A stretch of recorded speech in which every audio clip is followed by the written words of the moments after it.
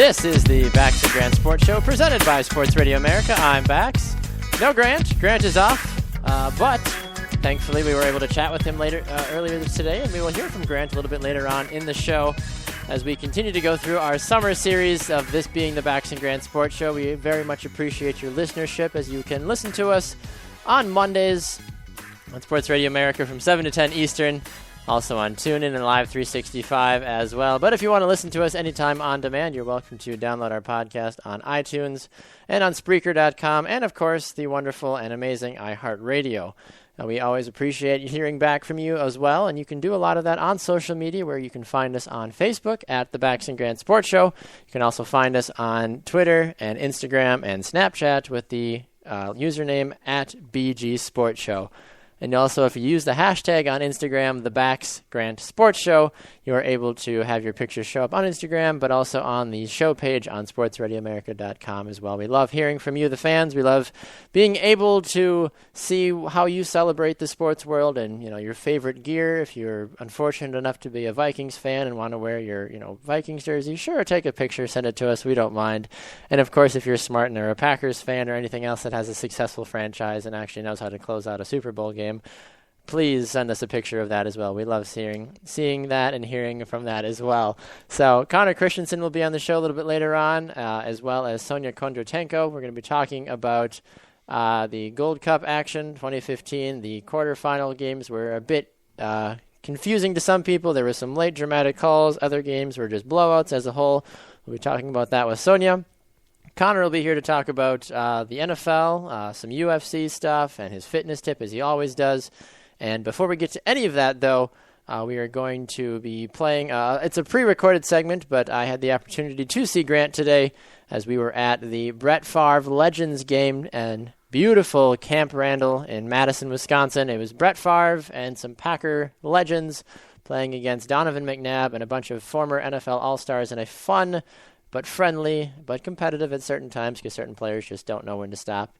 Flag football game. And without further ado, I'm going to cue up the audio. So my apologies if it sounds a little bit weird. It was recorded after the game with the best of the equipment that we had. So further ado, this is myself and Grant live from Camp Randall. Hi, everyone. This is Bax. And this is Grant. Oh, my gosh. I have returned from North Dakota. He has. The Plains Nation has released him back to us, and we are so thrilled to have Grant here for a special segment. We had to go all the way to Madison to meet him, but we made it work. It was worth it. I'm so glad I was able to come. I was thinking I wasn't able to come, but it's just so great. It's so I can't talk. I've been away too long from the show. You lost it. He's lost his touch. I'm going insane. You're washed up. But I've missed doing the show so much, so I'm really glad I can, at least for this little part, be able to get back before I have to go back to North Dakota, but only for a couple weeks. Yeah. I'll be back in about a month or so. Or we have a general target idea of when you'll be back in the great state of Wisconsin? Yeah, August 10th, somewhere in 11th, there. Okay. Around there, so I might be back on the show the next week. That would be awesome. We'd love to have you back on. Well, Grant, the reason that you and I were able to meet up today is that we were at the Brett Favre Legends Game today at Camp Randall Stadium, the home of the Wisconsin Badgers in Madison, Wisconsin. Yeah, indeed. And we had the opportunity to watch some of the greats that have ever played the game, whether it's been in the green and gold or just in the NFL as a whole, take part in today's action.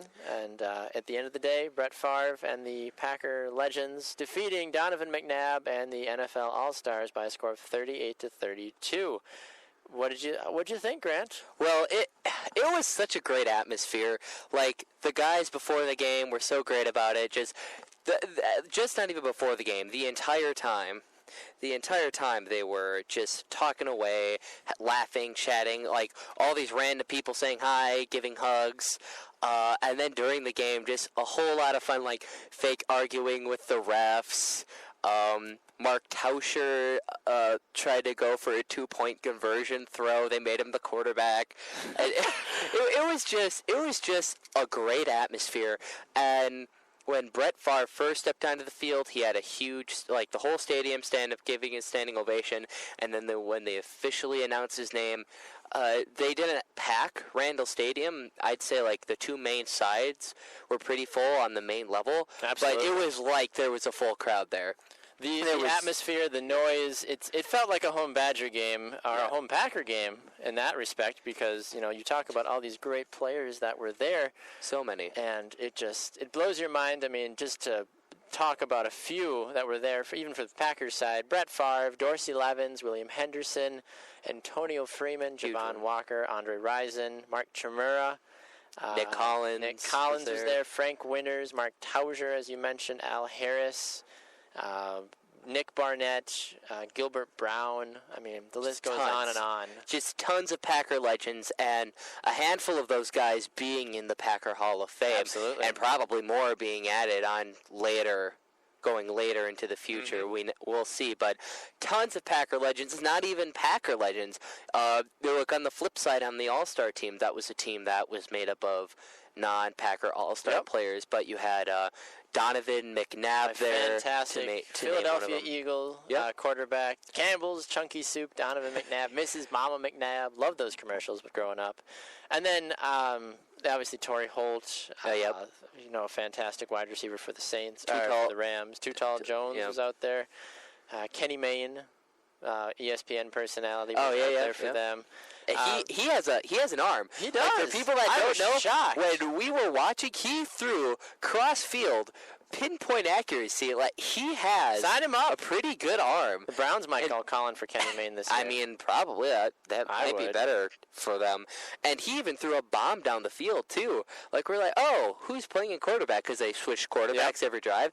It was like, holy cow, he's got an arm. Yeah, because Sage Rosenfels was the backup for McNabb for this game, and we're like, that's definitely not Sage. Who is that? He looks like an older guy, and they're like, oh, that's Kenny Mayne. Okay, and then you just see him go, just a bomb. We're like, oh. Because he did the introduction, then I thought, okay, he's done. I thought he was just going to be like the host. I mean, like, oh, whatever. He's going to maybe do some commentary throughout the game, no big deal. But no, he was playing in the game, running with the best of them, having a great time. And he put his jersey over the flags and had a QB sneak for one play. Oh, it was hilarious. It was hilarious. Well, he's listed as an athlete. Oh, that's what that was. He's not listed as an actual position. He's just athlete. That makes sense, I was curious, but I was looking at the list on why that was. It was just the athlete. Now you know. But it was great. Just playing them. One of my favorite moments where they were playing a song, and then the All-Stars huddle just did a little dance for like 30 seconds. I don't remember one of those. I don't know if it was a Temptation song or not, but it was one of those old Motown songs in there. They were just getting into it, snapping and bobbing and snapping, and we're all like, what? And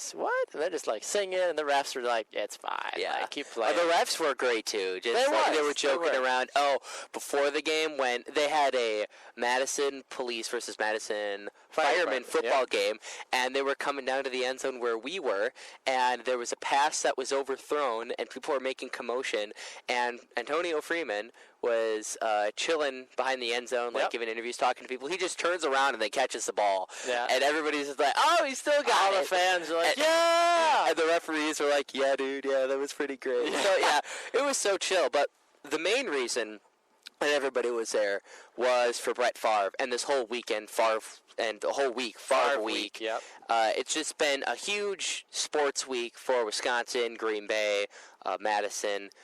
It's really nice to be a Packer fan right now because it's been 5 years since Brett Favre has, I think, even been in Wisconsin. Yep, 7 years since he's been for the Packers. Yeah, 7 years since he's been with the Packers. And it's just, he hasn't been back to Lambeau in a long time. The first time he was back in Lambeau was yesterday with 670,000. Not 670,000. 67,000. I was like, Lambeau Field's big, Grant. Not that big. 67,000. Excuse me, I added a zero. That's fine. 67,000 people, which, by the way, they sold the tickets out for that in an hour and a half. Doesn't surprise me. An hour and a half. When you hear about one of the greatest players to ever play in the NFL coming back to your home stadium to reconcile, you're going to need to be there. Yeah, retire the number, get inducted into their Hall of Fame. Absolutely. It was a big deal. When he stepped down into the field, they give him a 5-minute standing ovation, or 4-minute standing ovation. I saw 5. I heard it was 4 because it was fitting for number 4 for him. Oh, I see. I could be wrong, but 4 or 5 minute, whatever. They gave him a pretty decent, a long standing ovation, and bring him to tears a couple of times, and him just being like all the feelings, all the negative feelings, like people saying, oh, he went to the Vikings, he's a traitor, which, I mean, yeah, He went to the Vikings. So what? So big deal. He wanted to play football. Yeah. Green Bay said, we're done, so they traded him. And he was done with the Jets. So he went to a team that was looking for a quarterback. They were in desperate need of a quarterback. And the Vikings at that time they had... Who did they have? Did they have Christian Ponder? That's pre-Ponder days, I think. Still, I think Ponder was one of those guys that was supposed to replace Favre after the fact. But okay, I think Brad Johnson might have been their quarterback at that time, and he was at the end of his career. But they needed a quarterback. They did, and he filled a need for them. Right. So to say he was a traitor, yeah, I could say that. I'm not going to lie. I was a little upset when he went there. Of course. But then looking back on it, looking back on it, like it's his career, it's his life. He can do what he wants to do. He did what he thought was best for his family and him at that time. Right. And nobody questions the fact that he was going to retire as a Packer, even though the last team he played for was a Viking. So he retired as a Packer, and now I was really glad. I was kind of nervous that people were going to boo him and stuff, but I'm really glad that everything's fine now, and it's like nothing happened. Exactly. Yesterday at Lambeau, today at Camp Randall, there were just... Everybody was so happy to see him, just saying thank you for 16 years of amazing football. Exactly, and we saw that throughout the day today. Even he went on the field, before the game, was warming up, got a standing ovation. People were loving him. Left the field before the actual introductions, and he was walking up the field, and people were cheering for him. And he was yelling. He's like, "I'll be back." He's like, "I'm coming back out in 10 minutes, guys." Yeah. Like everybody, calm down. And then when he got his official introduction on the field, the entire stadium just erupted. Like there were some pretty loud ones for Antonio Freeman, Gilbert Brown, Dorsey Levens. Those guys got some pretty big receptions. Even Nick Collins too, with the crazy story that he's gone through in his playing career. But as soon as they mentioned Brett Favre's name across the PA system, everybody the entire stadium exploded. And that was the loudest cheer that any of the players got. But it was cool that even though there was like some Vikings players that came, some Bears and Lions players that came, it's like the fans still gave them their respect. So like Absolutely. As much crap that Packer fans get for getting like too into it or like over-exaggerated or kind of mean, I can see that because I can get like that sometimes as a Packer fan when I feel any sports fan can when it comes to that. When it comes to your team and your player, you're gonna defend them to the death, as it were. But the fans were still super respectful of all the players, just absolutely loving them for being there. And I forget who it was now, but one of the players, I think it was one of the All-Star players, before he went onto the field, and it was cool because we were on the field for this game, by the way, guys. Yeah, we were on the field. We were right game. next to them, and if we haven't mentioned that before, because I don't think we did, but we were right there. We have pictures. Check out our Facebook and our Twitter accounts and Instagram for all and we'll have Snapchat. There's a few pictures on there too. Yeah, and we'll have some interviews that we got after. I don't know where we're putting those in. Hopefully they'll be during the show. As this segment as you're hearing now will be a part of the actual show once you hear it tonight. Yeah, or a little blurb night. or whatever, but we got some pretty cool interviews, but we were right there. But right before one of the players went onto the field for his big introduction, he's like, I'm so ready to get back out there. He was like, so excited for the game. They had so much fun. Yes. Like even in the first play, they're just like, okay, stood there and let one. I think it was Freeman. Favre went deep on the first play. Yeah, just right, like all the way down the field. So I think he overthrew him or Freeman dropped it or something. Yeah, something like that. He didn't complete it, but it was just That was so much fun. They were ready to be out there. Absolutely, and I think one thing that was cool to see too was the reception for the two former Badgers that were on the team out there. Ron Dane and Mark Tauscher were both out there, and as soon as Ron Dane was playing for the All-Stars, and Tauscher played for obviously the Packers. But as soon as Ron Dane got introduced, you could see he did a slow walk onto the field and just kind of soaked it in because his numbers retired at Wisconsin, and he's just forever a legend in the Badger world. Obviously his NFL career was not as great as people wanted it to be, or I'm sure even that he wanted it to be. But even still, be back at home, as it were, was just a cool and a very powerful moment to be a part of as he walked out onto the field. And Gilbert Brown, even when he walked out, he did his grave digger shovel. That was great. I was like, they're bringing back the old stuff. Absolutely. Oh, it was great. It was a great day for Packer fans. And we were talking to the one guy about some of the he said he heard some people saying, "Oh, they don't move as fast as they do." It's Yeah. like you got to think The about it. gentleman we were standing by on the sidelines was telling us that. Yeah. It's like you got to think about it. Some of these guys haven't played since the '80s. James Lofton, one of the Packers wide receivers, he'd never played with Favre, but he played back in the '80s pre-Favre, and he was out there running around, strutting his stuff. He hasn't touched the football field in probably 20 years. Right, and they still did pretty well. There was some stuff in the. We were standing by the end zone for some of the game, and there was a play over the defender where the wide receiver had to stretch out and grab the ball. I'm like, for guys that are in their 40s, maybe even 50s, to be doing some of that stuff, absolutely. It was actually impressive. I was very impressed. I mean, now I know Javon Walker, a former Packer wide receiver, hasn't been out of the game too terribly long, but that man has kept himself in fantastic shape. Right. We got to see him as he was walking out onto the field. Even after the game, we saw him a little bit too, and just the muscle tone on that man. I was like, dude, why aren't you still playing? I'm like, you'd fit in just fine out there, but that shows you that a lot of those guys, even if they might, be in the mid-30s or whatever, but they still try to keep in shape. They're still doing things actively, playing in games like this. Antonio Freeman looked still in pretty good shape out there today. A lot of passes from Favre and Craig Nall out there today. Yeah. I like the comment that he made. I'm not gonna spoil it for the interview, but he made a pretty interesting comment about how he viewed his play. I think it was Antonio. Yeah, how he used to play and how he played today. It was just it made me chuckle a little bit. But yeah, make sure you listen to that. We had a fun time. Baxter's not watching his body because Freeman has his arm just draped around him while he's talking to him. So did you get a picture of that? I don't remember if you did. I took a couple pictures. I probably did. I think so. Yeah. There's a bunch of pictures. We both got to stand on the W. Yeah. It was great stuff. It was such a fantastic time overall, but just an amazing experience. Grant, I'm so glad you were able to make the drive from. Worth it. 15-hour drive is worth it. Oh my gosh, you're the real MVP, Grant. It honestly, I was a little scared because we had some trouble getting the passes earlier today. Yeah. But it's fine. We got it all figured out. But I was thinking, I'm like, oh my gosh, I drove all the way down from practically Canada, from the middle of North Dakota. Basically, you're 30 minutes from the border. No, I'm 3 miles. Oh, 3 miles. I'm 3 miles away. Oh, I thought you were 30 minutes from the border. I've been to Canada. This summer, I've been in Canada. With your passport, or you just walked I went to the Peace Gardens, and part of Peace Gardens is in Canada. That's awesome. So, yeah, I've already been in Canada, and that's how close I've been. NBD. And I drove all that way just to come to this game. Oh, and it was so worth it. One game. It wasn't even like a competitive game. Yeah. Just guys, old football legends. That's what you live for, though. So These are guys that, you and I grew up watching, Grant. And maybe not all of them, but a good majority of them. Absolutely. Well, Grant, any other final thoughts for us at all before we saddle up the horses and send you back to the Plains Nation at all? Well, do you want me to do my I'd love to. I mean, if you've got a rant, I can make sure to cue the music at this part in the show. So, or we could just acapella it. Pretty close. Nailed it. It's time for Grant's rant. Woo! All right, special edition. It's been so long. I miss it. It is. Do you want a time limit, or are you just gonna go? Or I already have a title.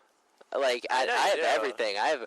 You can just time me for a minute. I will give you 3 minutes. I don't need 3 minutes. I will give you. All right, I'll just talk. I'll give you 2 minutes. Cool. Okay, go. All right, so the title of this special edition of Grant's Rant is Grant Touch Stuff. So clearly today we were at Brett Favre Legends Game, and when Brett Favre came out onto the field for his warm-up, I took as many pictures as my thumb could possibly take on my phone, and then I was like, holy crap, I should stick up my hand. So I stuck up my hand, and Brett Favre gave me a high five. Ah! Okay, not with his right hand, the one that has delivered us from the promised land of bad football, but his hand touched my hand, and I'm never washing my left hand, even though I did because I went to the bathroom.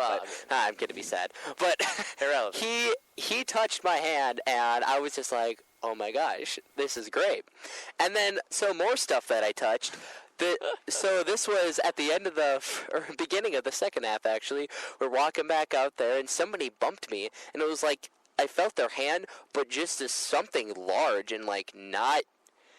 not hand, hit me. And I'm like, oh my gosh, what just hit me? And I look, and some guy, I don't know who he was, how he got it, or what, but he had a giant Super Bowl, a Green Bay Packers Super Bowl ring on his hand. I was like, Baxter, oh my gosh, I just touched a Super Bowl ring. I about cried. Then, also stuff that I touched. Wait, there's more. Wait, there's more. I mentioned it before, but I got to touch the W at Camp Randall. It was absolutely fantastic, and I almost touched Josh Gosser. So we got a fun little interview with them in there. So I was right next to them. I got to touch / almost touch so much stuff today. I was like a kid in a candy store. It was great. All right. Well, I mean, in any accord, I touched Favre's shoulder. You did. I touched his right shoulder when we were getting some audio from him towards the end. I don't know if it's good or not, but reaching over 55 reporters with my long arms and basically took my arm and just set it straight on Favre's shoulder. I was like, Favre was probably like, okay, man, whatever. what you doing? I hope he wasn't. I don't know. I said it, realized it, and I covered as best as I could. I'm don't touch it. Don't touch the shoulder. The shoulder that is delivered us. That was the golden shoulder. That was his right shoulder. But it was funny because it was after the game and we already got a couple interviews and know where Favre is. Just a mound of 50 people surrounding one human being. It's like vultures over a piece of dead meat. It's swarming to it. But it was awesome overall. Though, a great experience. 10 out of 10 day. Absolutely. Just a great day.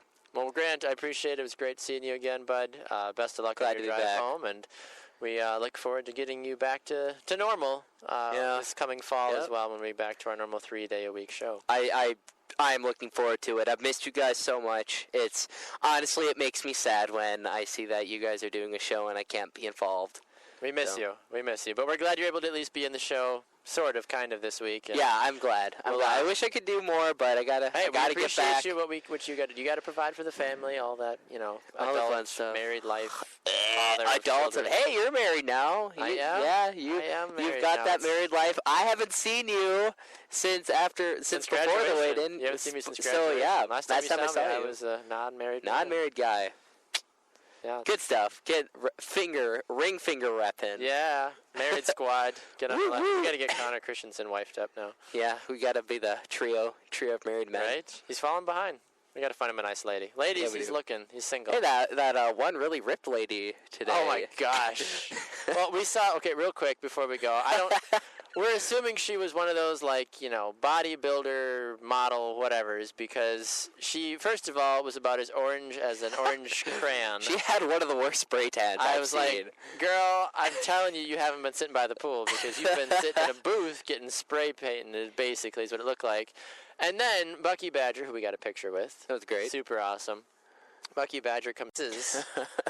Wow. The muscles. The muscles on this lady was insane. Because as she's walking around, she wasn't completely bulging, but you're like, okay, I bet you if she flexed, girl's probably got some muscles going on.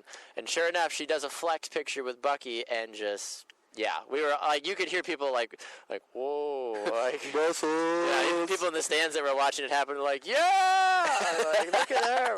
And Grant and I were like, I'm scared. Please don't hurt Rather me. scared right now. Let's go into the stands. Yeah, safer up there. Absolutely. So just a great atmosphere overall. Just got to see so many awesome people, so many different experiences, and at the end of the day, I got to spend the day with you, Grant. Yeah, it was great. I was missing you. And I saw you across the stadium. Did a Baywatch da da da da run to each other. It was great.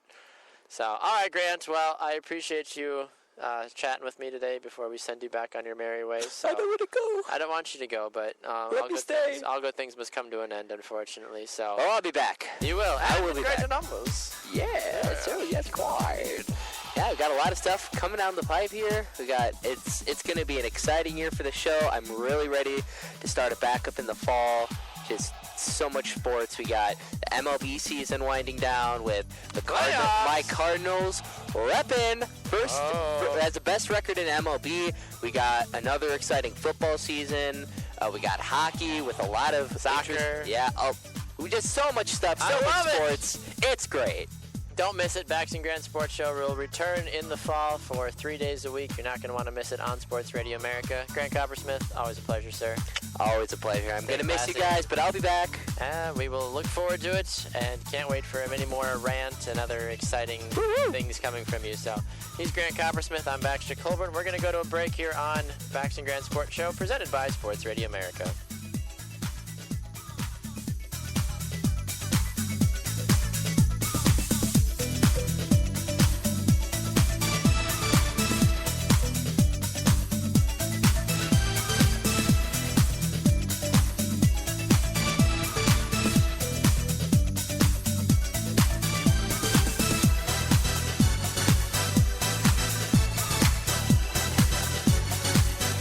What's that?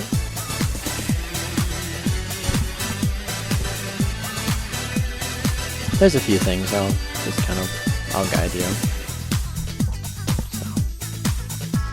yeah, we'll get to that in a minute. What's that? Yeah, but we'll talk about football stuff and then go to a break and then come back and do other stuff, so. Alright. Check. Hello? There we go. It's like, why don't I hear myself? Alright.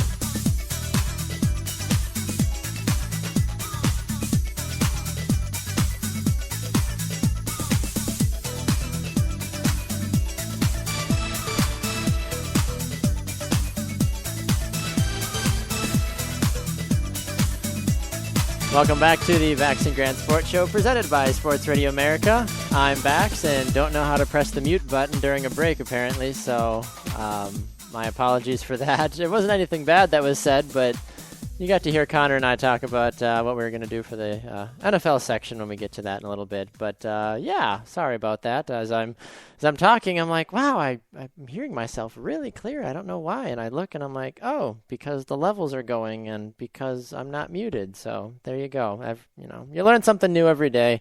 I'm tired. It's been a long day. I spent the day with Grant Coppersmith, my lovely co-host here on the Bax Grant Sports Show at Camp Randall Stadium at Brett Favre's Legends flag football game. It was a lot of fun. It was a great experience. And real quick before we bring in Connor Christensen, we have 2 short interviews that we want to play. Apologies in advance. The audio quality is a little iffy, but when we got on the field to do some interviews with some of the former Packer players, it was very, very loud. There was a concert going on. People were yelling. There were small children. It was insane. So my apologies in advance, and hope that the audio quality is not bad. There's 2 interviews we're going to play for you. One is with Javon Walker, a former Packers wide receiver, and then also one with former Packers wide receiver Antonio Freeman as well. So Javon Walker is first, and hope you enjoy it. For the Bax Grant Sports Show and Sports Radio America, I'm Bax, joined here by Packers legend Javon Walker. Javon, quite the fun game you had today. How'd you think you did on the field today? You know what? It was an honor being here in front of all these great fans. This is true character. You know, the fans and the Packer fans have always been great. It's such a blessing to be here for Brett Favre's Legend Game, his induction into the Hall of Fame. And I'm honored to be here. And to get all the support from everyone here is great. You know, I can see why, you know, Packer Nation is one of the best organizations supporting their team around. Absolutely. Well, Javon, it's been an honor to be able to watch you on the field again. We know you got a bunch of stuff to get off to, but appreciate your time today. Give us real fast, what are your favorite memories of playing with Brett Favre over the years? Oh, wow. Whenever we'd be at practice and there'd be bird feathers laying all over the ground, he would stick them in people's helmets and tickle their ear. Awesome. Thanks, Javon. Appreciate it. For Sports Radio America on the Bax Grant Sports Show, this is Baxter Colburn, joined by another wonderful Packers legend, Antonio Freeman. Antonio, great to see you on the field again, suited up in the green and white. How'd you feel you did in the game today? My vertical is gone. There were a few high balls that I could have got. My mind was telling me I could get to it, but my vertical didn't agree with what my body was saying. And it was just great to be out here with all the guys supporting Brett. We had a phenomenal career. Seeing the true legends, all 60 guys out here, had a significant impact in the NFL, and we were all able to get together like a family reunion, and, you know, it's just been awesome, man. Just catching back old times with guys. My old quarterback down in the now 4 years here, so it's been great, man. It's been an awesome weekend. Awesome. Well, Antonio, I know you got to run off. Appreciate your time. Enjoy the rest of your day. So. Once again, that was Antonio Freeman and Javon Walker, two former Packer wide receivers that spent many a time with Brett Favre. Apologies again on the audio quality. Like I said, it was windy, it was loud, it was all kinds of stuff after the game, and we did our very best to grab the audio fast because as soon as the game was over, 200 media members basically rushed Camp Randall Field trying to get interviews with everybody they could, and we did the best we could with what we were able to do. So we were very fortunate to get the interviews with Javon and Antonio, so big thanks to both of those gentlemen. So obviously, as Packer fans, it's an exciting time to be able to talk about Brett Favre again in a positive light, and it's just nice to be able to have been there and be able to witness that as someone that I grew up with, being able to watch as a young boy, as a Packer fan growing up and saying, hey, that was my childhood idol. And now getting to see him play in person was a fantastic and exciting moment that I know that I will never forget. So very thankful to Sports Radio America for making that happen today. And I know Grant Coppersmith shares the sentiment as well. So big shout out to you guys, and thanks again for all of that. So going along with the football prowess, I guess, it makes sense that fantasy football is something that needs to be talked about, and also with the NFL season still a few months away, it makes sense to start talking about things like power rankings and all kinds of weird stuff that people really shouldn't be talking about this early in the year, but people still get paid a lot of money to talk about it this early in the year. But that's what we're going to do. So I'm going to bring in Connor Christensen, and we are going to be chatting about the NFL. Not necessarily about Brett Favre. We'll talk about that later in the show, Connor, because you're a Vikings fan. You had your time with Favre, so I did. You've got a whole different perspective on Favre, I feel like. So we'll get to that later on in the show. But so what we plan to do today here with you, Connor. So thank you again for being on the show. We appreciate it. We'll get to your fantasy or your fitness tip, not your fantasy tip, your fitness tip. And I can give a fantasy tip if you welcome really want to. Adrian Peters. No. Oh, yeah. There you go. You're done. Cut him off. All right, this has been another edition. Thanks for tuning in, folks. That's pretty much the only, Adrian Peterson and Teddy Bridgewater are going to be the only two picks that Connor's going to tell you. No, you forgot about Mike Wallace. Oh, Mike, are you gonna, No, I'm not going to pick Mike Wallace. You're not going to go with Mike Wallace if he's available on the draft board after but maybe in rounds? the 10th round. You'd go that if you'd let him fall that far. I would. Well, it depends on if I have fulfilled my wide receiver needs at that point. Because he is not high on that list. He's not. No, okay. Not for me. He would be I don't know. He'd be like 10 or below. 10 or below. Okay. So I can think of a lot of wide receivers that I'd rather have, including Charles Johnson. I'd rather pick Charles Johnson over Mike Wallace myself. I see. Okay. Now, last year, obviously, the Vikings. We'll stick with the Vikings, obviously, for just a moment here. Teddy Bridgewater making a lot of people surprised. I feel like with his play. Do you feel like he will be a quarterback that will go before the 4th round in most fantasy drafts? That's a tough question because you have a lot of people that don't take the Vikings seriously, and with good reason. I mean, what have the Vikings done since they went to a championship in 2009 with Brett Favre? Yes, I might say. Well done. Other than that, they really have not been much of a threat other than Adrian Peterson. Okay. So it is true that we have some, or the team has some new talent in the roster, and they could possibly make something happen with it. I know that Teddy did a lot better than a lot of people.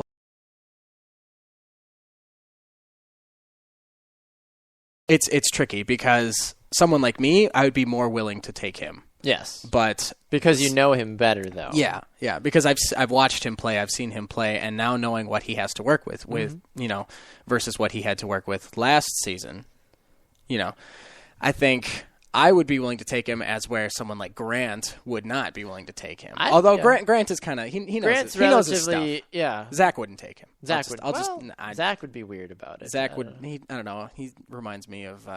I'm blanking on the name. The Eagles head coach. Chip Kelly? Yeah, he'd just do anything and everything weird and random. Hope it works. Somehow it does. Yeah, that's Zach Boppenfuss in a nutshell. Another Vikings wide receiver, because I feel like a lot of Vikings players are very relevant in terms of fantasy this year, because you really don't know what you're going to get from the Vikings. Questions are being asked about just how good Charles Johnson is going to be this year. I like Charles Johnson. I think he's got really good hands. I think he is a tight route runner. I think that he will be he'll be either 1 or 2 for Teddy for for top target. It'll be So Wallace will be number one, more than likely, yes. And then number 2 is Cordell Patterson. What is he just done? What is his? He what's is his not. deal? He's not done. I think he got lost in his own hype. Okay. The guy is a fantastic returner. Yes, like absolutely. Punt and kick returns. He is the guy. I think he did go to the. No, he didn't go to the Pro Bowl for that, did he? Or was he a last-minute addition? I can't remember. I don't remember where he but he ended was up, almost there. Or he was there. I can't remember. People respect him for his ability to return the ball. Yes, rightfully so. You should. Yeah, and he is incredibly fast. So he has speed and elusiveness on his side. So I think that he could be dangerous, and I know that he worked a lot this summer on route running and catching. Mm-hmm. So I think that he could possibly be something. Okay. It's we'll have to wait and see. Absolutely. We'll that's very true. I mean, I think that's kind of the same with a lot of those second and third year wide receivers. You never really know what you're going to get out of them. Now, a thing that most fantasy players, coaches, as it were, owners, however you want to call them, debate is: do you take a quarterback in the first round with your first pick? Do you take a running back with your first pick? Some of the players that NFL.com is poising to be breakout players this year are several running backs, among others. Mostly running backs, though. Running backs, a few wide receivers, and 1 tight end. The few running backs that are on this list, though, that are relatively well known is Mark Ingram from the New Orleans Saints. Mm-hmm. It makes sense that the Saints would have an influx of running because they don't have Jimmy Graham anymore. They don't have Kenny Stills anymore. Drew Brees is basically going to play catch with himself. They don't have anybody to throw the ball to anymore. Yeah, that's so. true. I would not be surprised if you're looking for a running back that's going to get the ball a whole heck of a lot more than he used to. Mark Ingram from the Saints, if he stays healthy, would be a good option. Another thing about Mark Ingram is that he was that receiving running back as well. Breeze loved to target him, throw him the ball, and that's not a dynamic that a lot of running backs get nowadays. So they brought in C.J. Spiller as well, who is incredibly fast and will probably get a lot of carries. Mm-hmm. I think that they'll probably be 60-40, 50-50 with the carries there. And I honestly think that Ingram's going to be more of the receiving running back. That's my prediction. Well, that's kind of what NFL.com is saying, too. They're saying with the mass exodus of all the wide receivers leaving New Orleans and then the New Orleans offensive line getting better, it would make sense that a player like Ingram is going to see the ball a whole lot more, whether it is passes and whether it is just carries as a whole. And they're saying that he has the opportunity to become a top 10 fantasy run back. Another running back that could see a lot of the ball this year is Carlos Hyde with the San Francisco 49ers. As we know, he lived in that shadow of Frank Gore for so long. Now Frank Gore's gone. He's off in Indianapolis now, which is going to be interesting to see how that pans out. That's not what we're going to talk about, though. Carlos Hyde, San Francisco, they have Colin Kaepernick. They have Carlos Hyde. They have Vernon Davis. They have Crabtree. I don't know. I don't know what to make of San Francisco. I think, like you said, almost Colin Kaepernick, like Cordell Patterson, overhyped himself. Yeah. Mm-hmm. So I was agree. one of those fools that accidentally drafted. I knew what I was doing. I drafted Kaepernick last year because I thought he was going to do better than he did. San Francisco as a whole, though, was not good at all last year. No, definitely not. And Kaepernick needs to reevaluate himself and go into next season smart. And if he doesn't do that, he'll have a repeat. And if he overhypes himself, if he says, no, last year was a fluke or whatever, then he's going to go in and it's going to be the exact same, no matter who he's throwing the ball to. Mm-hmm. So he needs to be smart. He needs to be a better quarterback. He can't just be the physical quarterback. And with a new head coach now, we'll see if that does help. Harbaugh is gone, so we'll see if the absence of Jim Harbaugh makes any difference at all for San Francisco. Obviously, you can't talk about fantasy football without talking about there's always those possible busts. You never know who's going to be the bust. Mm-hmm. NFL.com has several busts candidates. They have a lot more than several. We're going to just kind of run through the list here quickly. Antonio Gates, he's gone for the first 4 games of the year. We'll see if that ends up being a true bust or not. Drew Brees, I could see that because he has no one to throw the ball to anymore. That's very true. So he could be more of a middle-of-the-road average QB this year. So his talent isn't in question. It's the if they're going to be able to get the ball. Nick Foles with the Rams, different change of personality. I like Nick Foles. I know you do. I don't Foles. mind Foles, but I don't think he is a top 5 quarterback. No, I would agree with you there. He's not a top 5 quarterback. And he also does not really have anything at the Rams. So He's got a few younger guys, but not enough to help him along. He needs to develop more, I think, before he's more dangerous. No, I absolutely agree. Steve Smith, the Ravens, he's an older wide receiver now. Yeah. We'll see what happens with that. Some of the other players that the fantasy experts are saying, Michael Fabiano, Alex Gelher, and James Coe are all saying of NFL.com, just to name a few, DeMarco Murray, Joik Bell, Brandon Marshall, Julius Thomas, Eddie Lacy, the Cowboys running backs as a whole, the Seahawks defense, Matthew Stafford, Peyton Manning. These are all busts now? These are all players to avoid. Oh, that's kind of surprising that Murray's on there. I figured that they would be all over the Murray train. But you think with the fact that Philly's now got 3 premier running backs, basically. True. Within some way, shape, or form, all 3 of those guys are very, very talented. If you draft a Philly running back this year, how are you going to know if they're going to get any playing time?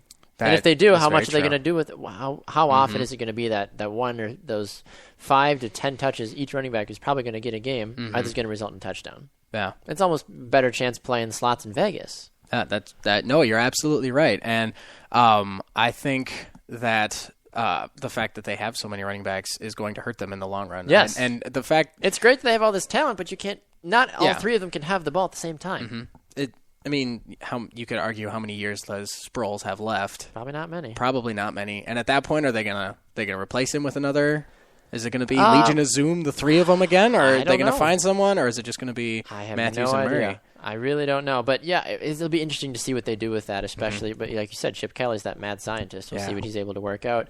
Other notable guys on this list: Trey Mason, Jason Witten, and Peyton Manning.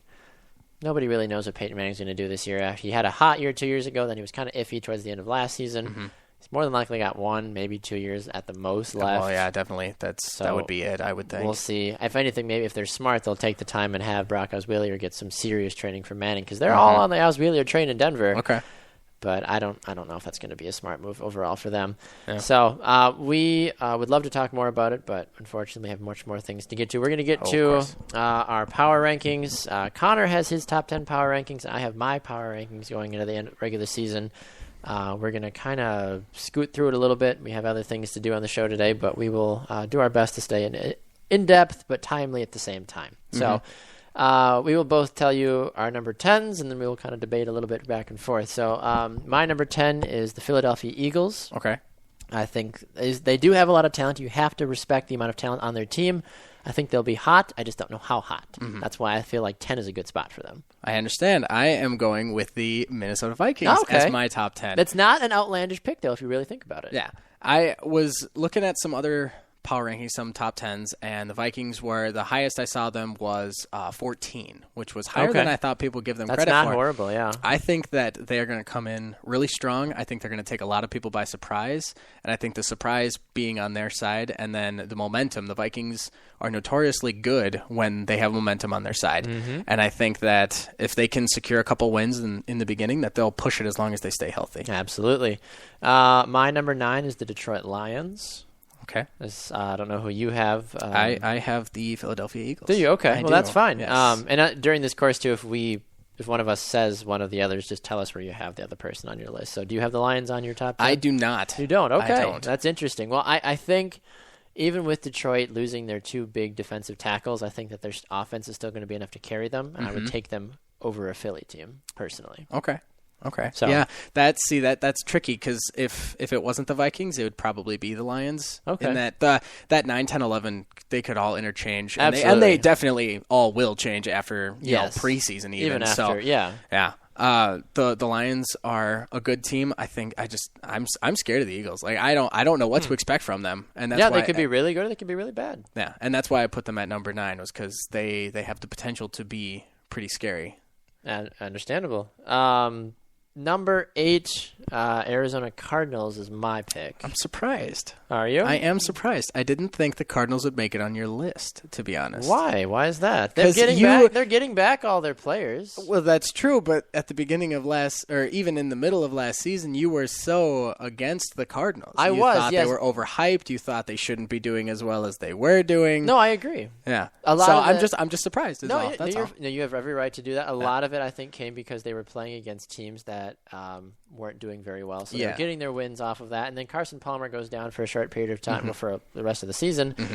And at that point, I was like, well, as soon as Carson Palmer went down, I was like, this team is done. When they were on their fourth-string quarterback, I'm like, they're obviously not a good team. But with Carson Palmer throwing the ball for them, Larry Fitzgerald's still out wide. They're still a very capable team. He is still dangerous despite how many years he's been playing. He's still dangerous. Yes.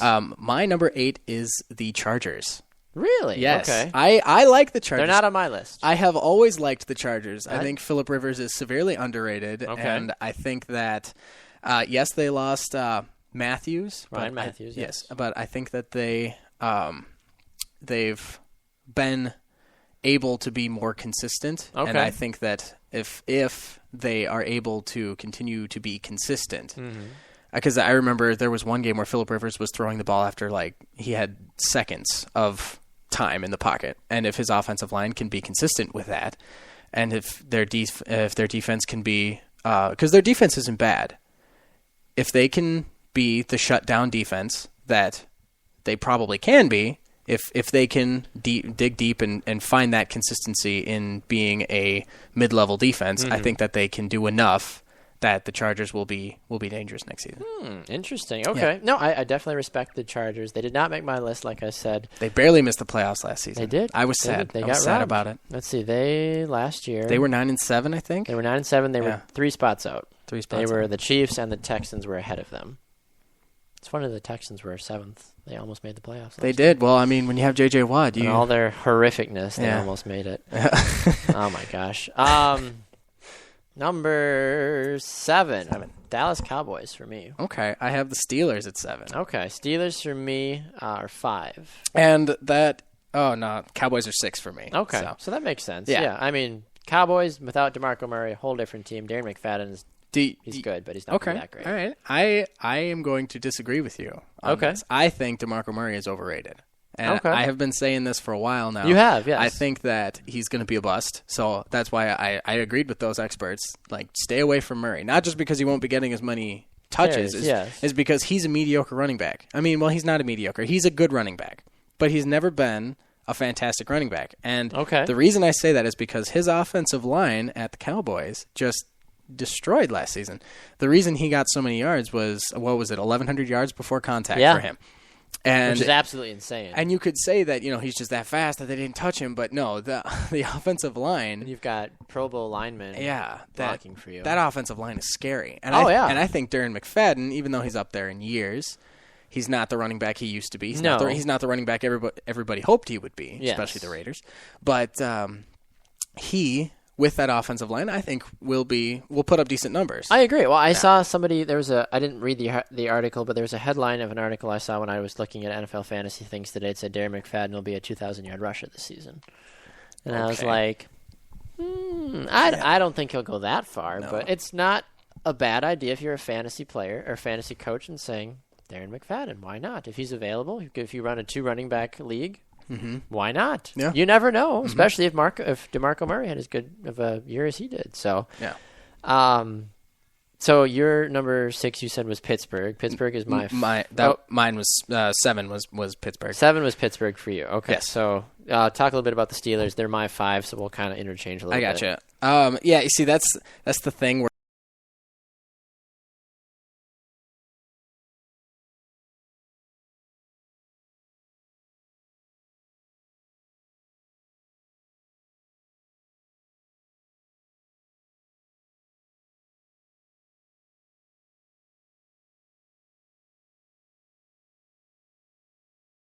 Done more than I don't think he's been more. Even I still, could be wrong, but I thought still, he hasn't been to more. He has a Super Bowl under his belt, which a lot of that Hall of Famers have one Super Bowl under their belt.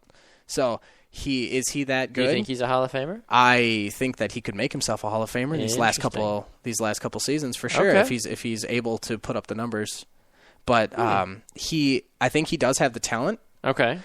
So, that's why I like the Steelers is because of Big Ben. I think that he's what's not to like? Yeah, he's a good quarterback. He's big. He's strong. He's a good eye. He's very physical. Is he a quarterback you take in the first round in fantasy? Ooh. If he's on the board late. If he's on the board late, if you're in a 10-team league, if you have any pick 7 and on, and Roethlisberger's on the board, do you take him? I would. Over a running back? Over a running back? Yes. It's Roethlisberger or a running back. You don't know who the running back is. Is the running back like number one overall? No, like, obviously am I not choosing with the, between not with Adrian the Peterson pick. and No, Ben Roethlisberger? AP is going to be gone top 5. Oh, for sure. I guess it for me it would depend on who is available at running back, because I would take AP over him. I would take Marshawn over him. Yes. It's tough. It's tough. Honestly, I would say yes. I'd take Ben. Okay. I'd take Big Ben. Fair enough. Moving on.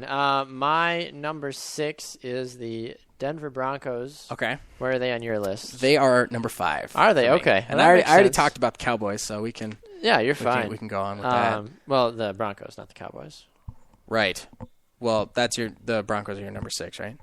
My number 6 is Cowboys. Yeah. Oh, I'm sorry. Yeah. So we talked about that. So moving on to that, top 4 for then. I'm going to just go through my top 4 fast, and then we'll hear yours. My 4 is Indianapolis, 3 is Seattle, 2 is New England, and number 1 is Green Bay. We have the exact same 1 through 4. I'm surprised at the fact that you have the Colts on there. I like the Colts. You like the Colts? I do. What? Since when? I don't have a problem with the Colts. Really? Yeah. Oh, because you fooled me. What? You've been every time we talk about the Colts, you tell me Andrew Luck is not all that and whatever. He's getting better. He's growing on me. He's like a fine wine. He's like a fine, hairy, bearded wine. He grows on me after a while. Oh, that's nasty. It is. I've always liked Luck. I think he's great when. Yeah. No. Colts all the way, but they're not better than the Seahawks, Patriots, or Green Bay. No, Green Bay definitely is the best. Yes. I would say the fact that they did not win the Super Bowl was. I'm over it. I'm a Vikings fan, and I'll be the first to admit Green Bay deserved that Super Bowl. I appreciate it. Thank you. Packer Nation salutes you, Mr. Vikings fan. All right, we're going to go to another break. When we come back, Sonya Kondratenko of Howler Magazine is going to join us to talk about the 2015 Gold Cup. And then we'll also hear again from Connor Christensen on his Fight Corner and Fitness Tip as well. This is the Bax Grant Sports Show presented by Sports Radio America.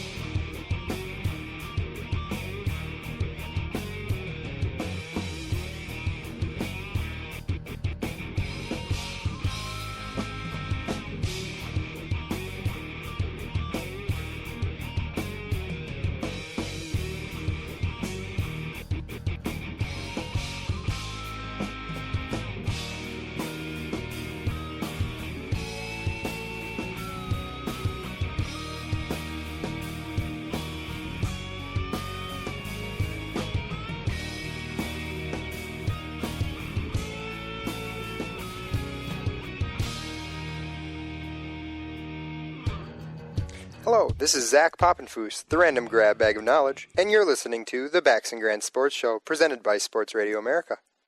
Welcome back to the Bax Grant Sports Show, presented by Sports Radio America. Thanks, Zach, for that. That was he's not actually here in the studio, but we have some recordings of some of our guests on the show, and we were talking about Zach earlier, so I felt like it was needed to be able to bring a little bit of a clip there for him. We'll have to get some of our other guests, obviously, as the show goes on, but we have some audio clips from the ABA and from Zach and from other fun people like that, too. So if you didn't get a chance to check out our show, last weekend we were broadcasting live from the 2015 ABA conference in beautiful Indianapolis, Indiana. Myself and David Kenyon were down there. Zach Poppenfuss was there. My lovely wife Liz was there as well.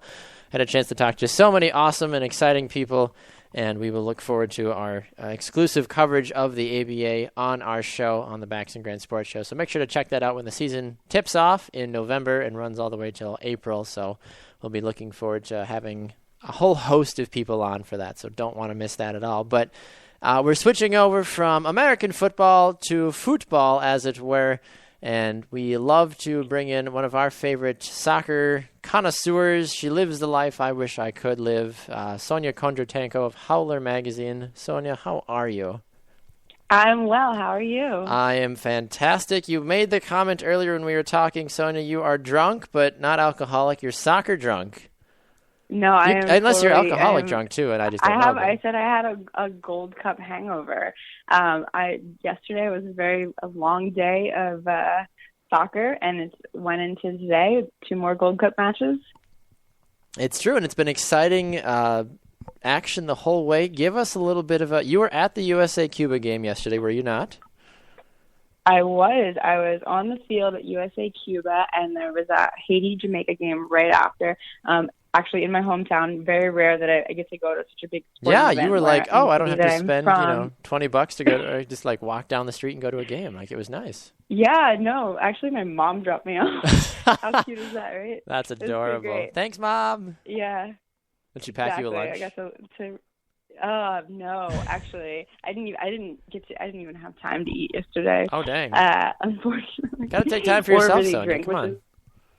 Man, it was a long day. It was a really exciting day. Big USA win 6-0 over Cuba. Mm-hmm. I think it surprised. Well, did it surprise people? Yes, no. What was the vibe from the stadium that you were at?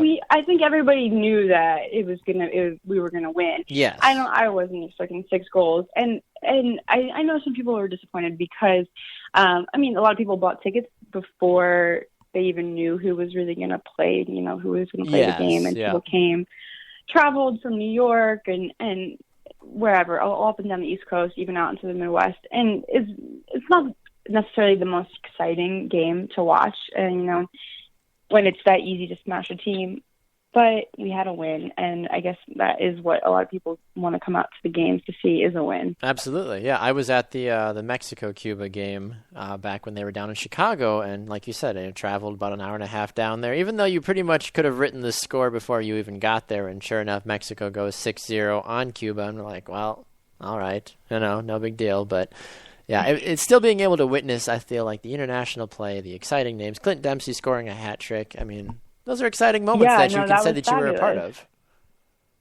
Right. No, it was so exciting to be there for that. Especially, I loved being home, and I loved that so many of my friends and people that I know were in the stands, and they all got to experience it. Some of them actually first the USA men's game, because I don't think they've been in Baltimore since Gold Cup 2 years ago. Wow. So first Baltimore's USA men's game for quite a few people I know. Yeah, absolutely. And I think we'd probably both agree that Baltimore is not really a hot spot for U.S. national friendly games. Am I right about that?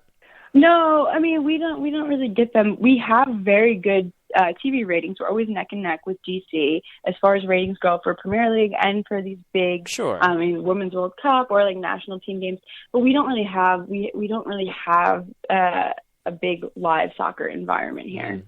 Now, for those of us that don't know, I know we're straying a tad, but you said you were on the field. Walk me through a little bit what you do on the field. I know what you do, but for those out there that don't know and say, "Oh, she was on the field. Was she playing?" No, she wasn't playing, unfortunately. But what what do you do? Definitely not playing. Did you play in your past? Yesterday, I was never much of a player. I was always much more of a creative. So, and that's what I was doing yesterday. I was on the field taking pictures of players and fans, and I had some good stuff I've been posting on Twitter, a little bit of my little bit of Instagramming going on. So I'm going to be dropping some more photos shortly. Don't forget to pick them up if you drop them, I guess. I mean, sounds, Oh, yeah. Well, I don't. It was too easy. I felt like I had to say something. That was a good one. It's late. It's late. I'm sorry. It is late. But no, I definitely get the feeling from that too. I was on the field too for a big Brett Favre Legends game here in Wisconsin today, and it was cool being down on the field, taking pictures, being around all the media. Even looking back and seeing all the thousands of fans, yelling and just like, oh, this is kind of cool. It's like, so yeah, and that's awesome that you get to do that, and most of that is for Howler Magazine. Am I correct about that?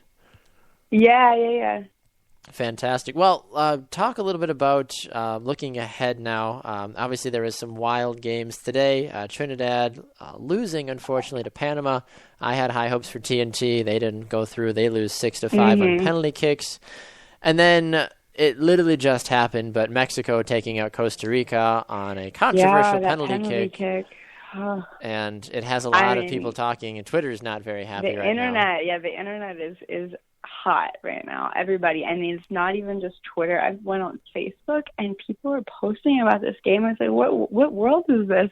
It's kind of exciting that many people were paying attention to this game. So USA Jamaica Wednesday in Atlanta. Woo!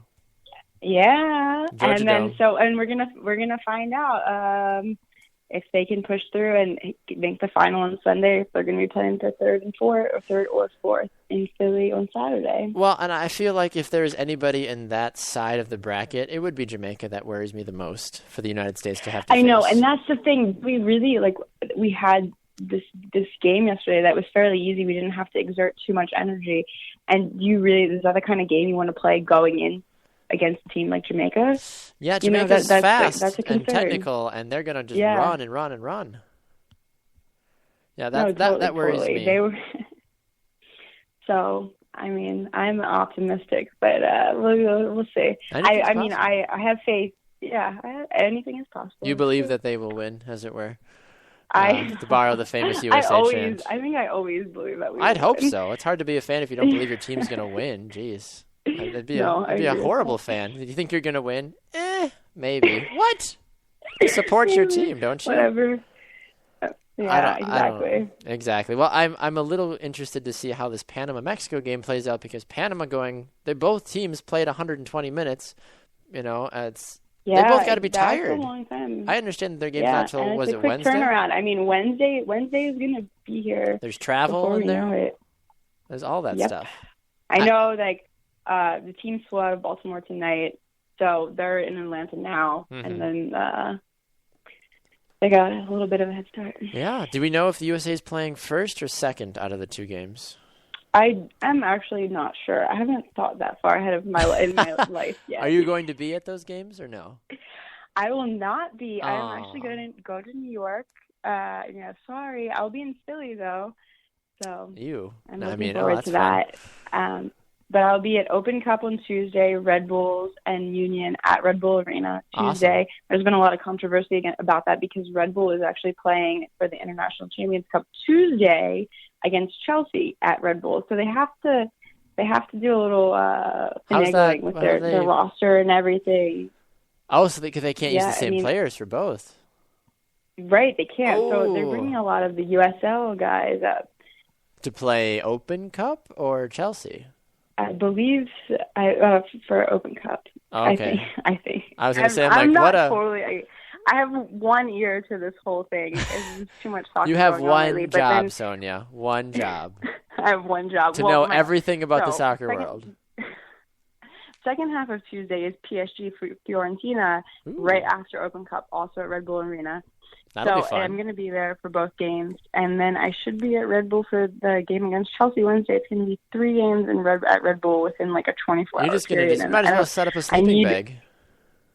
Well, I did that last weekend at PPL. I slept on the pitch at PPL Park. That's true, but it was on purpose because they had to camp out after the game. It was on purpose, but I have the tent. I'm trying to make you not sound like a hobo or a hillbilly sleeping on the field, like on the stands. Like, oh no, just kidding. I was sleeping actually on the field on purpose. No, I have had a very great soccer week. I got to watch Bournemouth train, and I got to go also to their friendly at PPL against the Union, which they beat the Union. So, very exciting, very fun to see a Premier League team. Absolutely. Training. As it were. In, somewhere, training in the practice field across from the stadium that I slept in the night before. That's kind of weird, but it works, I guess. So and I'm not sure that I ever thought I would be able to say that. Yeah, it's not something you normally can say. Is that hey, that's a good like 2 truths in a lie. If you like, be like, oh, I've slept on PPL Park's field. People be like, what? Like that's weird, but it depends on the group of friends you play with. I don't know what my I don't know what my lie would be for that. You lost your phone and Cristiano Ronaldo found it and took you out to dinner. Ooh! Actually, I dropped my lens cap at the Bournemouth training, and I didn't realize.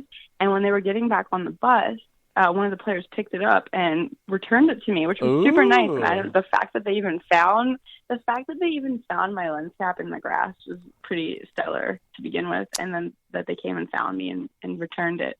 So I might have. I mean, they might. New favorite team. In my heart, they might have a new Premier League team. Right. Yeah. Got to buy a jersey. It's already in the mail. I'm sure.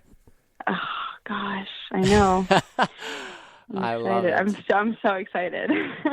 Well, awesome. Well, Sonya, thank you so much for taking some time out of your overly busy, super soccer drunk lifestyle. We appreciate all of your contributions to the show and look forward to speaking with you again. I'm sure next week after we have a final champion, we'll find out who that is, obviously, next Sunday. So we look forward to speaking with you again, hopefully next week if it works out for your schedule. Of course, of course. All right. Enjoy your night. Get some rest and rest up for another fun week of soccer. I will. I'll do my best. I know. I'm going off the soccer train for like the next 24 hours, 36 hours. Wow. I'm taking a break. So I'm rested and ready for Tuesday. Smart lady. I love it. All right. Well, have a great night. Get some rest, and we'll be looking forward to chatting to you next week. All right. Take care. Thank you for having me on. Anytime, Sonya. Have a good night. She is Sonya Kondratenko, the social media manager for Howler Magazine. Always a great chat with her. So knowledgeable about the soccer world. I love it. She has such a great time. And it's so much easier to do what she does, though, out in the north and that East Coast stuff because everything's so close. Jump on a train, you're in Philly, you're in D.C., you're in New York, whatever. It's whatever you want to do. It's nice. Midwest, we're like, Chicago, Columbus, Kansas City. That's it. Yeah, it's out. So Minnesota in a few years, they're getting a team. But even still, not quite the same. Anyway, we're going to go to another break. When we come back, we're going to wrap up the show, talk with Connor Christensen about his fitness tip and his fight corner, and also get his thoughts and feelings about what it's like to have been a Vikings fan during the Favre years, not only playing against, but also with him on the team. So we'll chat about that and much more. This is the Bax Grant Sports Show presented by Sports Radio America.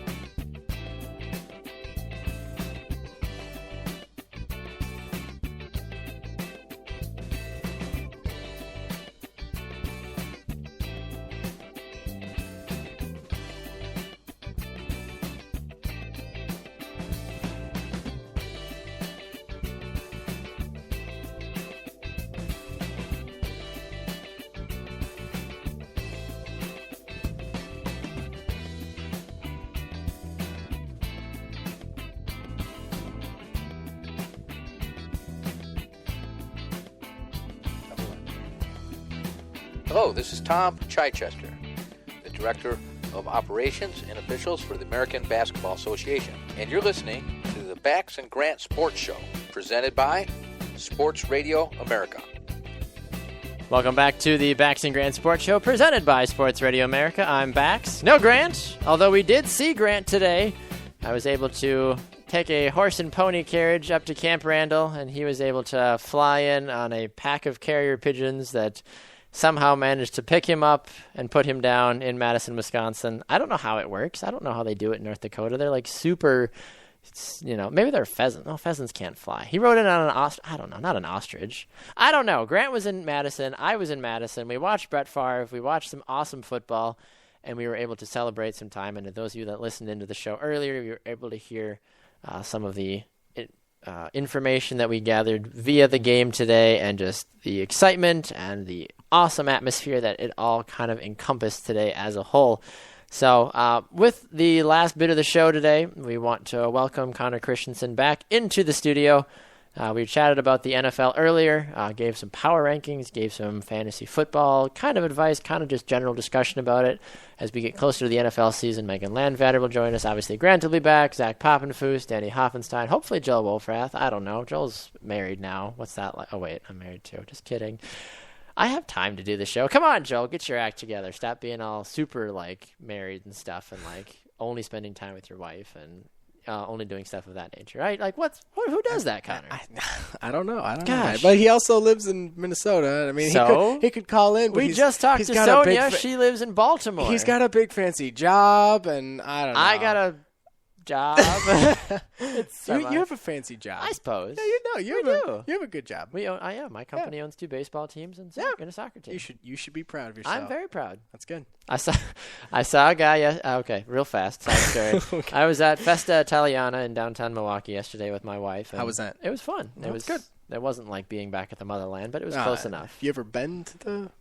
It's irrelevant. It's irrelevant. I didn't ask that I will question. one day. My wife wants to go. We'll go to Italy eventually, hopefully. But there's a futsal tournament going on, which is soccer, like on a basketball court for those that don't know. And one of the players out that was playing was a former coach of mine in college, but also now plays for the Milwaukee Wave. Wow. Matt Isold. I don't know if you know the name or not. It's not familiar. Yeah, he's the only Asian guy on the coaching staff, if that helps at all. Oh, actually, yeah. Yes. I think I can see him Yeah, now, but yeah. I'm not good with names, so. But anyway, Coach Isold is who he is anyway. Okay. So my apologies now that I just told the whole world, but I'm sure it'll never get back to him. Anyway, he doesn't listen to the show. He should, though. He should. Yeah. It's a great show. We were walking by him, and I was like, "Oh, that's my coach." It was my college coach, and my dad was like, "Oh, you should go talk to him." I was like, "Nah." And he was about to play a game, so I waved fast. He's like, "Oh, hey, whatever." And I leaned to my dad. I was like, he plays for the Milwaukee Wave, and my company owns the Milwaukee Wave. Oh, boy. Therefore, I own him. And my dad's like, I don't think that's how it works. I'm like, why not? I'm obviously joking. I'm on your side. Thank you. Yeah. I was like, I obviously own him now because my company that I work for owns the Wave and owns him. I work for the company, therefore I own him. Yeah, yeah. Logic. Did he run you hard in practice or something? No, or he was a relatively good coach. Didn't say much, but he was a good guy. You don't have to say much. You just have to He point just had the and great grunt, stare. He just folded the arms and just stared at you. You're like, I don't know. But anyway, I digress.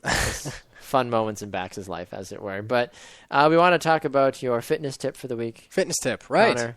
Okay, I have been keeping this one I'm for a while excited. because I haven't done a fitness tip in a couple weeks. It's been a few weeks. Yeah, so we I've got were on one. the road. We were here. We were there. We were Yeah, everywhere. yeah. But you were gone, I think, 2 weeks ago when you wanted to do it. Yeah, I was on the road. Yes. Body service. Although I did pop in to do Play Name 5, and then but, Kenny just destroyed both of Oh us. my goodness, I Literally. haven't quite recovered yet, Kenny. If you're listening Ugh, out there, that bottle of Tennessee honey whiskey on the counter is almost gone. No, it's not because of him. But seriously, though, the only person to ever go 25 for 25 in Name 5 history, David Kenyon. He's a legend. He just dropped the mic and walk away. Yeah. He was close to screwing up once or twice, but he Picked it up. He I don't have words. I don't have words. We'll get him one of these days. All right. And we'll have a big, huge thing. But anyway, Connor, with a minute on the clock, your fitness tip this week, sir, and begin. My fitness tip is about when to eat or take your protein. So Zach Poppenfuss asked me this question a couple weeks ago, and I was like, wow, that's going to make a great fitness tip. Nom, nom. When do you eat your protein or take your protein supplement? I personally will say that you should take it directly before or during your workout. Ooh. A lot of people say that you should take it directly after your workout, and I agree that your metabolism is sped up for about 15 to 30 minutes after your workout, and that is a good time to take it. However, if you already have it in your system, it can be thrown into you can break down that protein, put it right where it needs to go right away. You don't have to wait for it after your workout. You can take it before. Okay. And people have pre-workouts and all that, but honestly, eating a good meal before you do a workout and then adding that protein that you want to take, or doing the protein shake right before your workout, that's when you should take your protein, in my opinion. Are you a shake guy or a bar guy? It depends. Honestly, it depends on what tastes better, and it depends on what you're buying. So when we were in college, I would do the bar, because our on campus they would sell a protein bar that tasted pretty good. It had I think it was about 20 some grams of protein in the bar. Yeah, it was a good amount on it. It was good, and you eat that right before you go, and then you're good. I know a lot of other people prefer the shake. Personally, I have not had great luck with shakes that actually taste good. Yeah, it's very chalky. And I don't like to chug my shake. Just pound it. That's what people say. Shotgun it. Just plug your nose and why? Yeah, that doesn't sound enjoyable. Honestly, your body does better with food anyway. So that bar myself. Okay. I'll go. Fair with enough. That. Well, going along with staying in shape, obviously you need to stay in shape to be a fighter in the UFC or MMA world. What did you think about Ronda Rousey winning Fighter of the Year? Oh my goodness, I am so happy about that. Did you hear what she said to Floyd Mayweather? I have heard her say many things. She got asked out on a date by Cardell Jones. She goes, she insults Floyd Mayweather and gets away with it because she's Ronda Rousey. Who's going to stop her? No. And I believe what she said to Mayweather or about Mayweather was something along the lines of, "I wonder what it feels like to be beat out by a girl," or something like that. To get beat up, or to get beat by a woman. Yeah. So in response to all the domestic violence charges that are against Floyd Mayweather. So she took some verbal shots at him. Yes. I know that she's called him out several times. Which is somebody needs to. No, definitely. And honestly, a fight between Ronda Rousey and It. Mayweather, She would destroy him. She would destroy him. First of all, he's ancient in the fighting world. Second of all, she is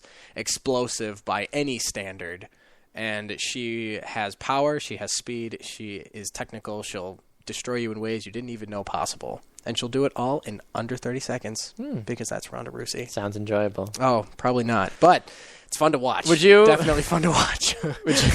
Okay. Would you pay her now? Would you get paid to spend 30 seconds in the ring with Ronda? If I was like, Connor, here is, I don't know, $20,000. $20,000. You have to last. I will only give it to you if you can last. If I can 30 last? seconds. There are professional fighters that haven't lasted 30 seconds in the ring with $1 million. I would for $20,000. I would try. You would try. I would try. You'd run in a circle. That would be lasting. Oh my goodness. I didn't say how you. I didn't say you to fight her. I just say you got to not die for 30 seconds. Honestly, I say that now, but then I'd get into the ring. You know, I'd Like, have the gloves, and she'd give me the death stare, and I'd be like, "I'm done. I give up." With the fight hasn't even started yet. I'm tapping out. What the what? Okay. No. You'd have to pay me a ridiculous amount of money. For me to beat get up on purpose. Oh, Even watching the videos of Ronda on Instagram and Facebook, like her sparring buddies, like I know she's not going hardcore, but she's still like she beats those guys up because you have to go through the punches, as it were, literally, without completely killing your buddies. When you're in football, every time you take a handoff as a running back, you run to the end zone so that you get to that end zone every single time. When you're sparring, when you're fighting, you go like you're fighting. Yep. And that's the way you have to train the mindset. And the mindset is, in my opinion, and in a lot of professionals' opinion, more important than a lot of times your physical condition compared to another fighter. If you have the will to fight, then that's 90% of it. Absolutely. All right, so what's been going on in the fighting world, Connor? With a few minutes on the clock here before we go to one more break. We had UFC Fight Night 72 the other day, and the fight that I want to highlight is the Michael Bisping versus, I'm going to butcher this name, so I apologize. It's Thales Lietas, I believe, and They were the headliner of UFC 72, and I have a question for you. Yes, please. I'm curious your thoughts on it. All right. So, you have two fighters. Yes. Right. I will start by saying that the fight was won by unanimous decision. No one took anyone down. No one knocked anyone out or anything like that. It went to the judges' scorecards at the end. All the time ran out, and then the judges decided who won. Okay. So do you, as a judge, do you like the guy that maintained control, which means they stood in the center of the octagon, they pushed you outside of the octagon to the fences, kept you on the fences for a lot of the time, and they landed significant strikes, so they hit you hard when they needed to? Or do you go with the guy that was shady around the octagon, was able to stay loose, and landed more strikes? Do you like control, harder strikes, or do you like the guy who doesn't get hit as much and hits more? So are we talking about Mayweather-Pacquiao, or are we talking about this fight? Because that's basically what it was. But from a judge's perspective, I'd say probably the guy that would control the ring more and, control that center dominance more. But I can tell because of how you lined up the question, that's probably not the guy that won, though. No, you are correct. I actually would agree with you that makes more sense. The one that maintains control and the one that lands more significant damage, that seems like a no-brainer. You would think would win.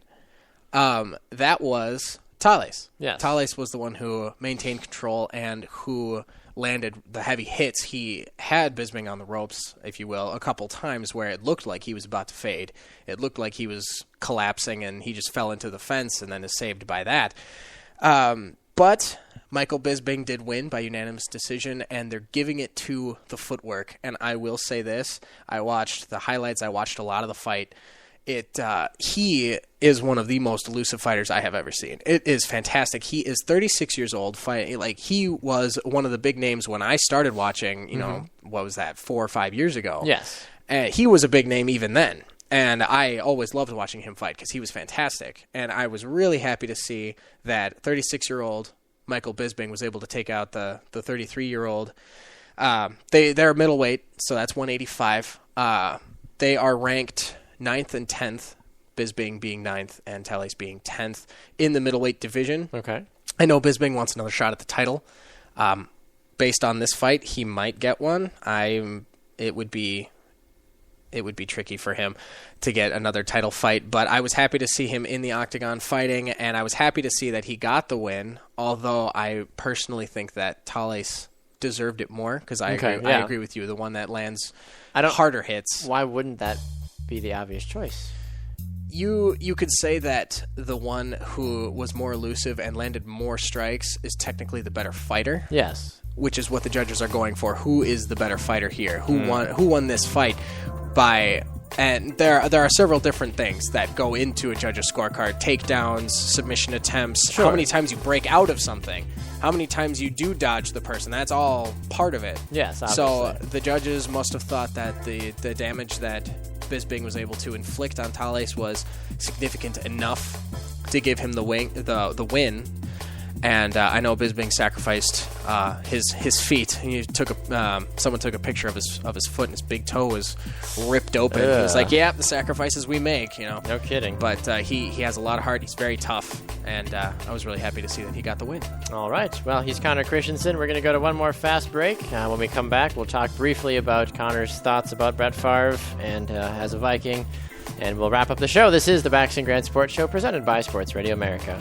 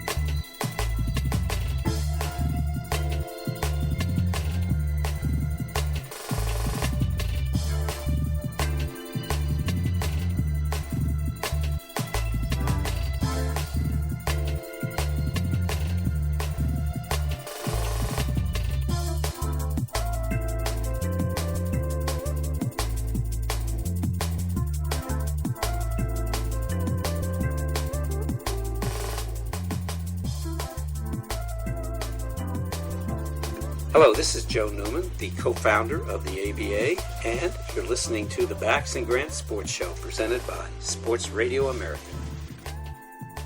Welcome back to the Bax and Grant Sports Show, presented by Sports Radio America. I'm Bax. Wow, it was a really abrupt stop in the music. My bad. I'm a hot mess tonight, I swear, Connor. This is what happens when you tell me to do a show late at night. Well, I mean, who told you to do that? Nobody told me to do it, but it's what worked out the best for the scheduling. But anyway, this is the Bax and Grant Sports Show on Sports Radio America. Remember, you can check us out Monday nights from 7 to 10 Eastern on Sports Radio America and Live 365 and TuneIn.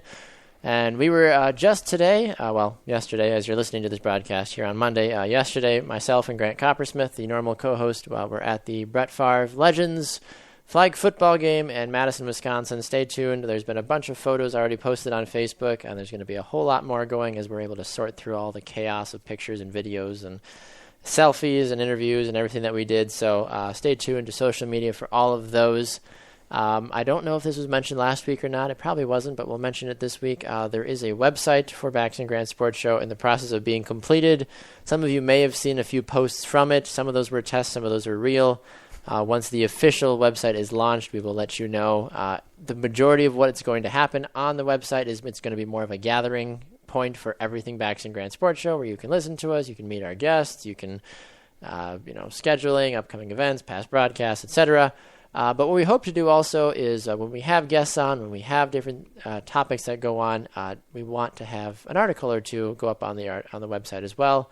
I was at the soccer game at Miller Park last week, and I wrote an article on the website about feeling that Milwaukee could sustain a professional soccer team, whether it is MLS or second or third division. It's gotten good reviews so far, so go check that out if you do. If you want to go to our Facebook page, you can find the link for it that way. But yeah, the hope is to have Grant's Rant maybe a little bit more expanded on there. Maybe there'll be something in UFC Fight Night that Connor would want to write about. If Megan Landvatter's thinking something with the Brewers or sports in general. The point is that we have our writers and our guests that can explain themselves a little bit better that sometimes you can't do in the 5 to 10 minutes you get on the show. But as we wrap things up today, Connor, I wanted to bring you back in one more time as we complete this time here on the Bax Grant Sports Show. Thanks again for all the stuff that you've done today. Also, no problem. Real quick, Brett Favre. How you feeling? Man. He's officially retired. He's officially been thrown into the Packer Hall of Fame, as it were. You got to see against him as a Vikings fan, and then you got him for a few years. Briefly talk about that. I have just so much respect for Brett Favre. He gave the best years of his football career to the Packers, and as a Vikings fan, you kind of. You go into the game like, oh man, this is going to be rough. Like Favre is throwing the ball. He's really good. You watch out for him. You don't want to play him. But the way I was raised, there's such a healthy respect for the talent there. So yes, I know we suffered defeat many times at the hands of Brett Favre, but no ill feelings. He was fantastic when he played for the Packers, and then when he came and played for the Vikings, there was no animosity between the transition, at least not for Vikings fans. Well, I shouldn't speak for the Vikings fan community as a whole. You're small knit. Yes. I think that the team welcomed him. A lot of the fans welcomed him. He was very willing to work with us, and he led us to a championship. Indeed. So I can't complain about his time in Minnesota. So much respect for even when he was as old as he was playing for the Vikings, and he still played at such a high level. Threw a couple interceptions, but whatever. Well, that's Brett Favre. He threw one today at the game too. We were all like, wouldn't be a game without him. Absolutely. Yeah. It wouldn't be a Bax Grant Sports Show without you, Connor. So we appreciate that. So he's Connor Christensen. Check out all of his fun stuff that he does, whether it's on Facebook and whatever he makes on Twitter again. He's actually going to be coming out with some exercise videos as well, some workout videos, so stay tuned to the website and social media to find all of those as well. Connor, always a pleasure, sir. Thanks again for stopping by. Thanks for having me. Enjoy your week, sir. You too. Thank you, sir. All right, another exciting edition of the Bax Grant Sports Show. Special thanks to Connor Christensen, Grant Coppersmith, and, of course, Sonya Kondratenko of Howler Magazine. Have a great week, everyone. Remember, Monday nights here on Sports Radio America from 7 to 10 Eastern. TuneIn Radio, Live 365. Download us on iTunes, Spreaker, and on iHeartRadio. And, of course, on social media, the Bax Grant Sports Show on Facebook and on Twitter and Snapchat and Instagram at BG Sports Show. For Grant Coppersmith, Connor Christensen, and Sonya Kondratenko, I'm Baxter Colburn. This is the Bax Grant Sports Show presented by Sports Radio America.